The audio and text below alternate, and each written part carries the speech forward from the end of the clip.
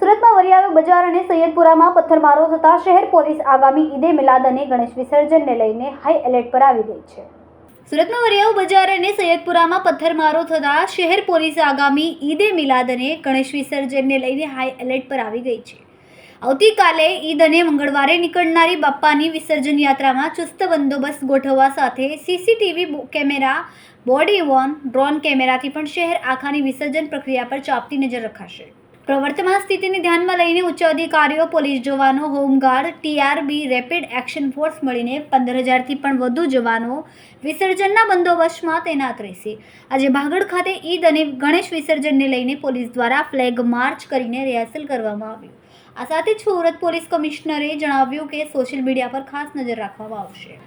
આવતીકાલે ઈદ અને 17 સપ્ટેમ્બરના રોજ ગણેશ વિસર્જનને લઈને શહેર પોલીસ તંત્ર દ્વારા વિશેષ તકેદારી રાખવામાં આવી રહી છે. સૈયદપુરામાં પથ્થરમારાને પગલે પોલીસ તંત્ર શહેરમાં આખામાં કોમ્બિંગ, ફૂટ પેટ્રોલિંગ કરી રહી છે. ડ્રોન કેમેરા ઉડાડીને પણ સતત સર્વેલન્સ કરાઈ રહ્યો છે. બીજી તરફ વિસર્જનના આગલા દિવસે ઈદે મિલાદ હોય અને બંને કોમના તહેવારો શાંતિપૂર્ણ માહોલમાં સંપન્ન કરવા પોલીસ તંત્ર માટે અગ્નિ પરીક્ષા સમાન પુરવાર થયું છે.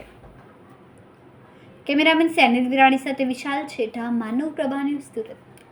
અમારા વિડીયોની નવી અપડેટ મેળવવા માટે સબસ્ક્રાઇબ કરો માનવ પ્રભા ન્યૂઝ ચેનલને.